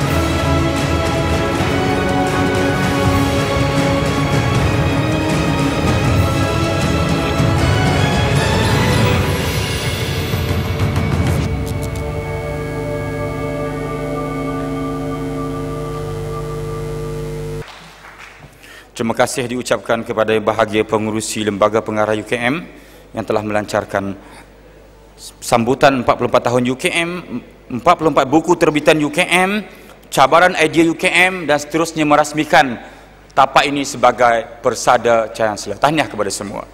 Hadirin sekalian, untuk makluman para hadirin, sempena majlis pelancaran ini juga satu aktiviti berbasikal yang disertai oleh 44 orang kaki tangan dan pelajar UKM telah diadakan pada pagi tadi bermula jam 7.20 pagi, yang bermula dari UKM ke Putrajaya, berpatah balik ke UKM, mengambil masa 2 jam 44 minit. Dan usaha ini sebenarnya untuk mempromosikan sambutan 44 tahun UKM dan juga aktiviti berbasikal untuk kita hidup sehat dan insya-Allah akan hidup selama 44 tahun lagi. Untuk itu, majlis dengan segala hormatnya mempersilakan Yang Berbahagia Profesor Dr. Yang Farina Abdul Aziz mewakili pasukan berbasikal UKM untuk menyerahkan bendera UKM sebagai simbolik tamatnya acara berbasikal kepada pengerusi Lembaga Pengarah UKM. Dipersilakan.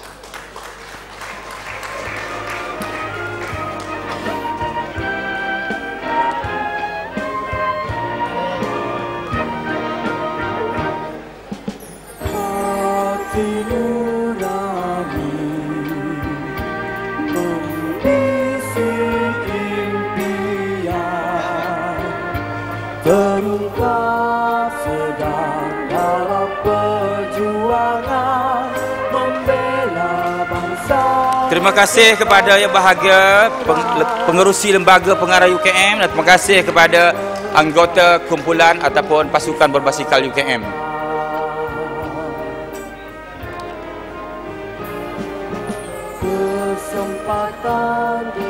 Lepas ini boleh berhubung dengan pasukan berbasikal UKM untuk mendapat harga murah basikal.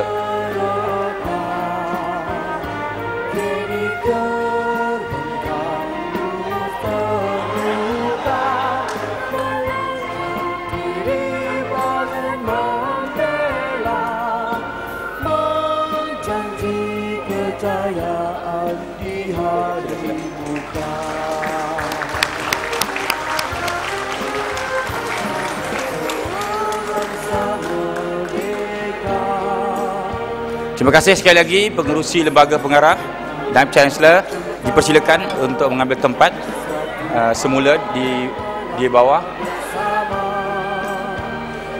Saya mohon kepada kumpulan berbasikal, kalau nak ambil gambar semula lepas ini sebab kita ada acara lain. Ada acara lagi selepas ini.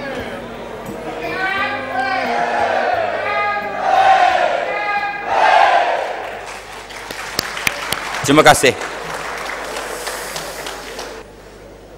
Hadirin hadirat yang dihormati sekalian, kita teruskan acara pada pagi ini dengan persembahan pantun 44 baris, yang mana pemantun ini adalah 2 orang pelajar yang merupakan juara pantun Bestari IPT dan Johan Pantun Belia Negeri Selangor. Kita tampilkan saudara Nur Adizan Bentis dan saudara Ainur Syairah Muhammad Hisam. Dipersilakan. Assalamualaikum warahmatullahi taala wabarakatuh.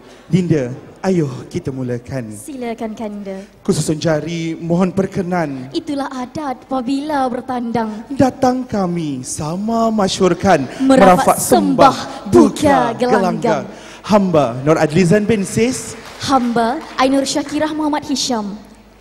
Dinda, Kanda mulakan. Silakan Kanda. Dengarkan redup hutan damai terasa, beralun dahan hujung beranda, berjuang watan martabat bangsa, warsiti kebangsaan menjadi tanda.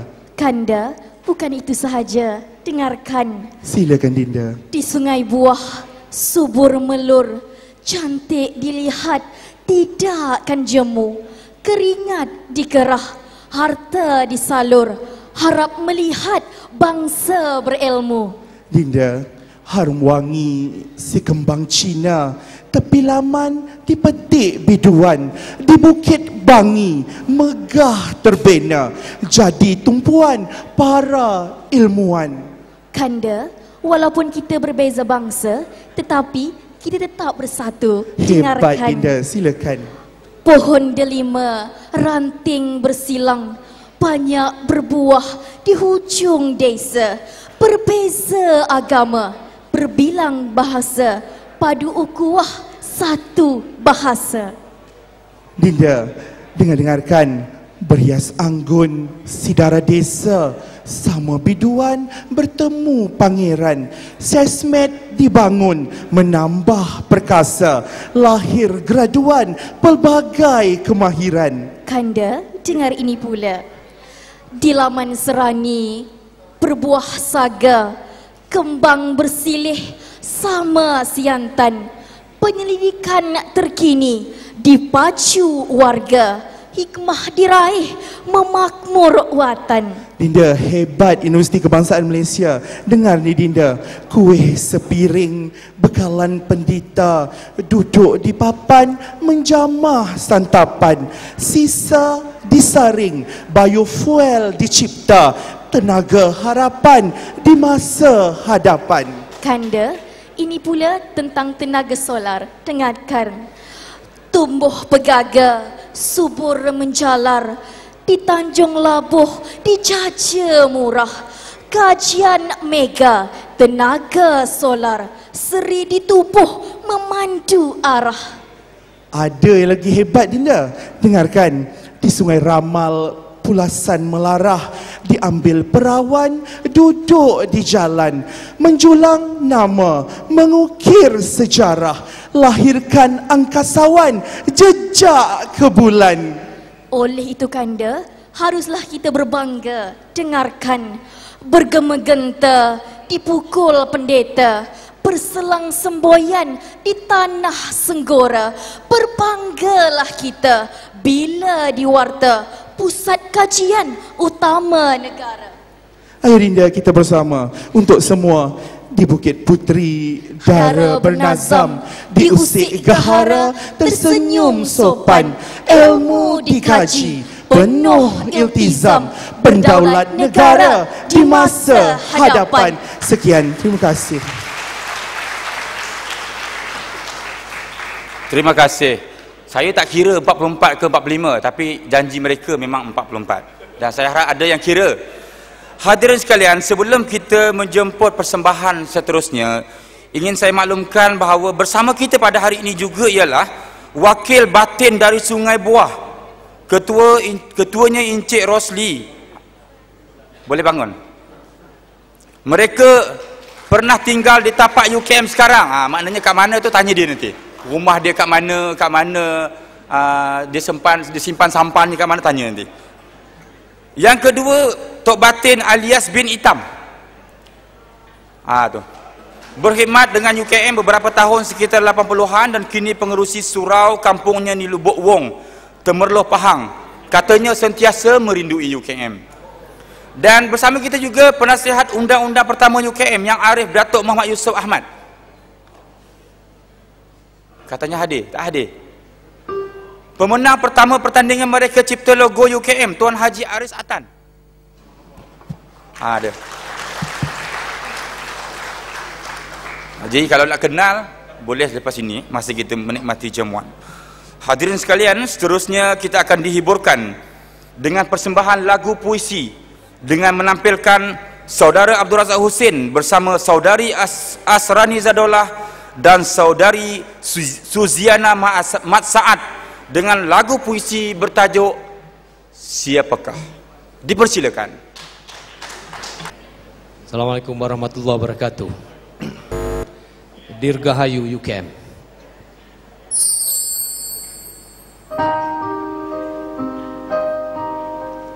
Siapakah yang bisa menerka sesuatu yang tak terteka? Maka itu panduan bertindak hanyalah firasat yang sering bisa silap ataupun pengalaman masa lalu yang sering kabur dan keliru. Siapakah yang mesti disesali jika tebu jadi teberau dan musim tengkujuh jadi kemarau. Dalam kedaifan merancang masa depan yang hendak dijangkau, dalam ratap, dalam silap masa silam yang telah terlampau. Siapakah yang bisa menerka sesuatu yang tak terteka? Maka itu panduan bertindak hanyalah firasat yang sering bisa silap ataupun pengalaman masa lalu yang sering kabur dan keliru. Siapakah yang mesti disesali jika tebu jadi teberau dan musim tengkujuh jadi kemarau? Dalam kedaifan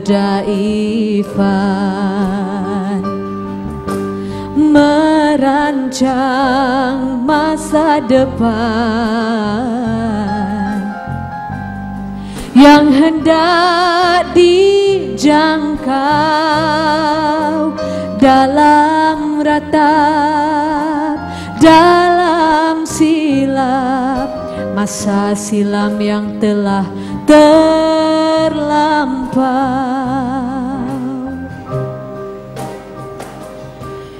Universiti ini adalah sebuah institusi yang lahir dari hasrat suci rakyat, akan menjadi lambang cita-cita dan sumber inspirasi generasi kita dan generasi berikutnya. Ibarat obor yang jadi penyuluh jalan ke arah masa depan yang gemilang.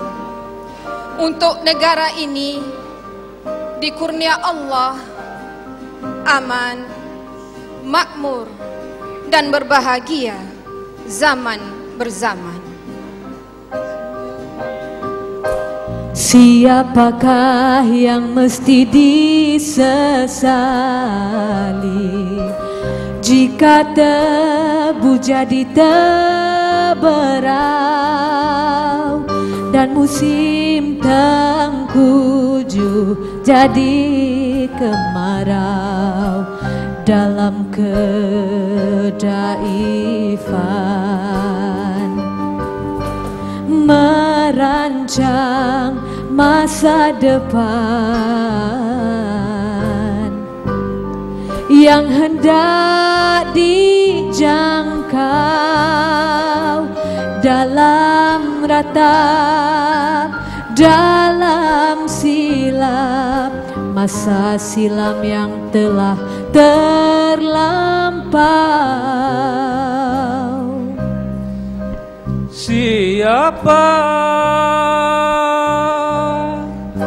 Siapakah yang bisa menerka sesuatu yang tak terteka? Hanya itu panduan bertindak hanyalah firasat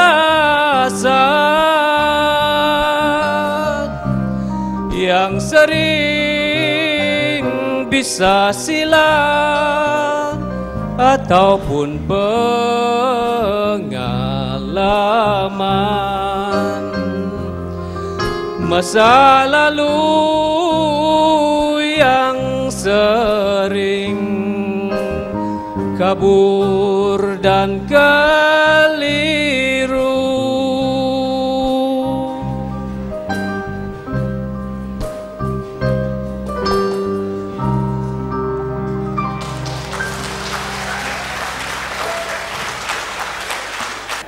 hampir mencecah 4 minit 44 saat. Hadirin sekalian, kalau diizinkan saya membuat persembahan, boleh? Boleh? Saya membacakan sahaja tulisan. Nanti saya umumkan siapa yang tulis, tapi saya persembahkan sahaja. Dia tulis macam ni, Saudara Mursidi lafazkan pada hari ini. Tajuknya, peristiwa hari ini adalah semua perjuangan UKM saat penubuhan. Semua pewaris meniti perjuangan, semua lapis pucuk pimpinan, semua pemegang tampuk pimpinan bahagian, semua barisan warga sokongan dalam pentadbiran, semua setiausaha, semua office boy, tidak ketinggalan, semua pelajar satu persatu yang telah kelesuan, menghadiri kuliah, menulis esei, menghadiri tutoran, semua yang tak tidur malam, menyelesaikan tugasan, semua yang cemerlang, mengharumkan nama UKM sepanjang zaman, semua yang kurang cemerlang, tetapi kini kaya raya lagi dermawan, semua yang tercicir, tak sempat berjaya, terkandas di perjalanan, semua ahli fikir, pejuang politik, semua pemidato prinsip pegangan, semua yang ada di sini hari ini penuh kebanggaan, dan semua yang telah bersuara, semua yang diam ditinggal jangan. Tulisan Yang Berbahagia Profesor Emeritus Datuk Dr. Hud Saleh, 11 malam 5 Mei 2014, tulisan tangan. Hadirin hadirat sekalian, dengan persembahan pantun, puisi dan persembahan saya terbuat tadi, maka berakhirlah majlis perasmian sambutan 44 tahun UKM pada hari ini. Majlis merakamkan jutaan terima kasih kepada Yang Berbahagia Profesor Emeritus, pengerusi lembaga pengarah UKM, dev-dev kehormat, tuan-tuan dan puan-puan, para pelajar, hadirin hadirat, kerana telah menjayakan majlis kita pada pagi ini. Semoga apa yang telah kita laksanakan pada pagi ini mendapat rahmat serta berkat daripada Allah Subhanahu wa taala dan dinilai olehnya sebagai amalan soleh di sisinya. Wabillahi taufiq wal hidayah. Assalamualaikum warahmatullahi taala wabarakatuh.